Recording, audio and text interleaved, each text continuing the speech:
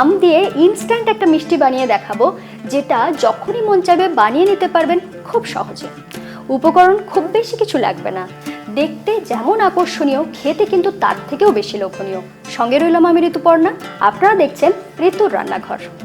আমি এখানে বেশ বড় সাইজের একটা আম নিয়েছি, যার ওজন হলো 500 গ্রাম।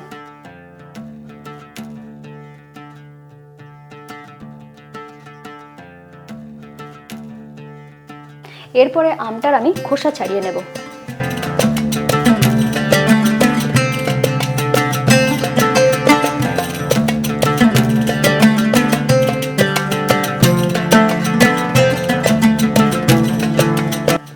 পুরো আমটা ছাড়িয়ে নিয়েছি।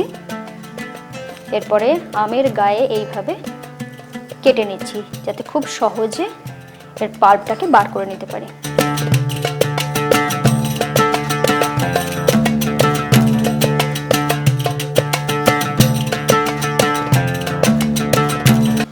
প্রথমে লম্বার দিকে কাটার পরে এইভাবে আড়ে আড়ে কেটে নিচ্ছি, যাতে এটা উঠে আসে।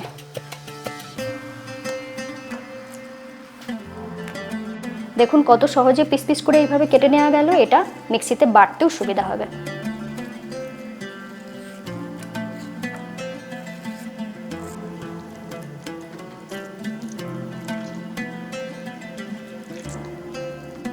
এরকম একটা বড় সাইজের মিক্সির বাউল নিয়ে নিয়েছি। এখানে আমের পাল্পটা দিয়ে দেব।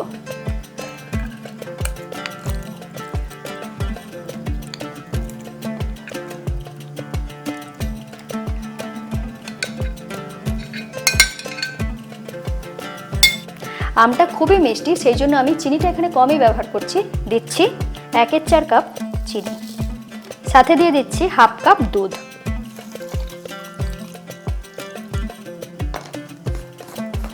এরপর এটাকে বেটে নেব।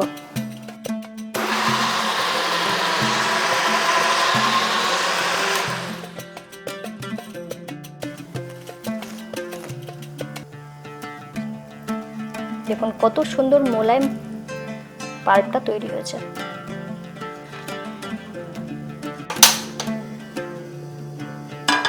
এখানে দিয়ে দিচ্ছি 2 কাপ দুধ।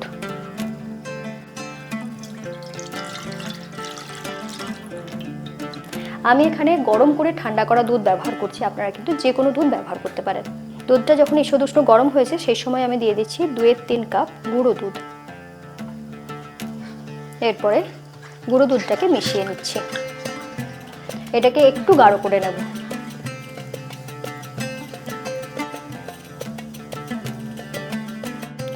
আমি এখানে দুধটাকে খুব তাড়াতাড়ি গাঢ় করার জন্য গুঁড়ো দুধ ব্যবহার করেছি, তার জন্য চিনি দিচ্ছি না। যদি শুধু দুধটাকে ফুটিয়ে গাঢ় করতে চান, সেক্ষেত্রে চিনি দিয়ে এটাকে ফুটিয়ে গাঢ় করলেই হয়ে যাবে। দেখতে দেখতে 5 মিনিটের মতন আমি রান্না করে নিয়েছি। বেশ অনেকটা গাঢ় হয়ে গিয়েছে। কতটা গাঢ় হবে সেটা দেখিয়ে দিচ্ছি। দেখুন এই পর্যন্ত গাঢ় হওয়ার পরে গ্যাস অফ করে দেব। দেখুন এরপরে যেটুকু গাঢ় হতে বাকি থাকবে, ঠান্ডা হওয়ার সাথে সাথে কিন্তু অনেকটাই গাঢ় হয়ে যাবে। আস্তে আস্তে এটাকে ঠান্ডা করে নিচ্ছি। এটাকে একটা পাত্রে আমি ঢেলে রেখে দিচ্ছি। এখানে আমি কয়েকটা স্লাইস ব্রেড নিয়ে নিয়েছি। এরপরে ব্রেডের এই যে শক্ত অংশগুলো থাকে, সেগুলোকে কেটে বাদ দিয়ে দেব।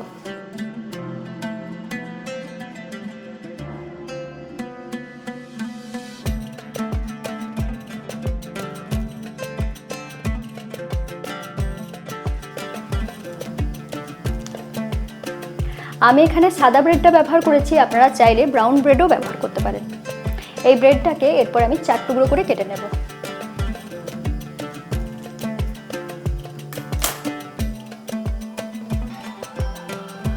এইভাবে 4 টুকরো করে কেটে নিচ্ছি। আমি এইভাবে কেটে নিয়েছি। আপনারা কিন্তু ব্রেডের শক্ত অংশটা কেটে নেওয়ার পরে স্লাইসটাকে গোটাও রাখতে পারেন, তবে এইভাবে কেটে নিলে সার্ভ করতে সুবিধা হয়। এরপর এইরকম একটা কাঁচের চৌকো পাত্র নিয়েছি। আপনারা স্টেনলেস স্টিলেরও কোনো চৌকো পাত্র ব্যবহার করতে পারেন। তলায় এইভাবে ব্রেডের স্লাইসগুলোকে সাজিয়ে দিচ্ছি।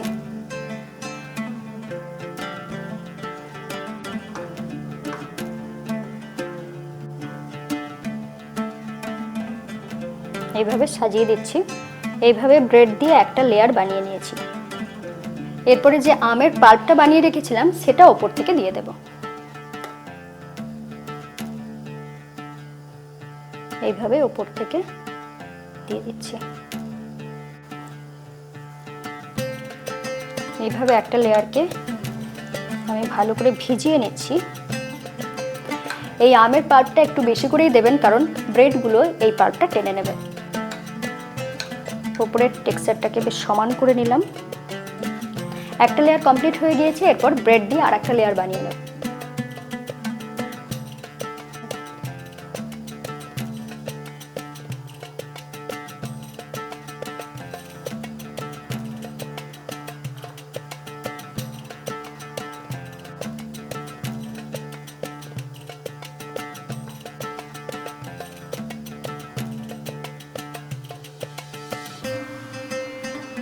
সব ব্রেডগুলোকে এইভাবে বসিয়ে নিলাম। এরপরে সেই ক্ষীরটা দেওয়ার পালা, যেটা এর স্বাদটাকে দারুণ লোভনীয় করে তুলবে।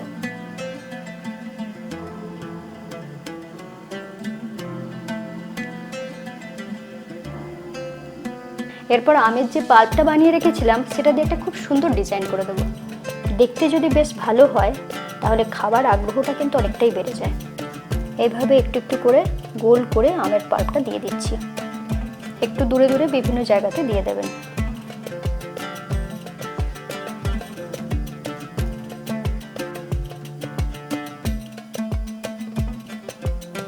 আমের পাল্প দেওয়া কমপ্লিট, এরপর ডিজাইনটা দেখিয়ে দেবো।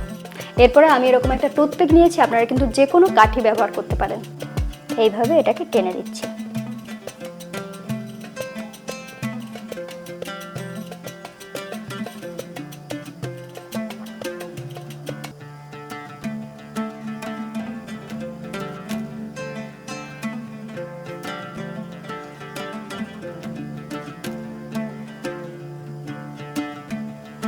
চাইলে এখানে একটু করে গোলাপের পাপড়ি দিয়ে সাজিয়ে দিতে পারেন।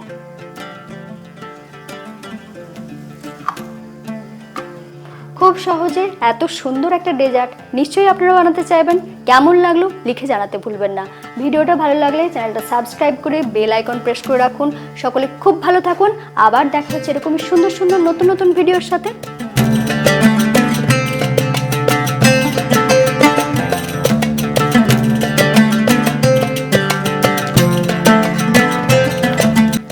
কথা দিলাম এই মিষ্টি খাওয়ানোর পরে যে কেউ আপনার প্রশংসা করবে।